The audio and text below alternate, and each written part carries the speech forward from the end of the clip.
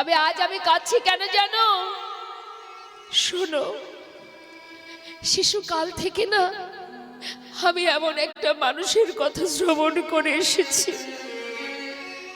যাকে কখনো চোখে দেখিনি, শুধু শুনেছি। রূপের কথা, গুণের কথা, তার মহিমা শুনতে শুনতে আজ আমি এত বড় হয়েছি। কিন্তু সরজু, যার কথা সারা জীবন শ্রবণ করলাম, তাকে একবার দেখবার ইচ্ছা জেগেছে আমার। আর তাকে দেখব বলে আমি পথে পথে ঘুরি। আর আমার এহন ভাব দেখে আমার পিতা জোরপূর্বক তাদের প্রয়োজনে রাখবে বলে আমাকে বিবাহ দিয়ে দিল। হরি বল, হরি বল। সরজু,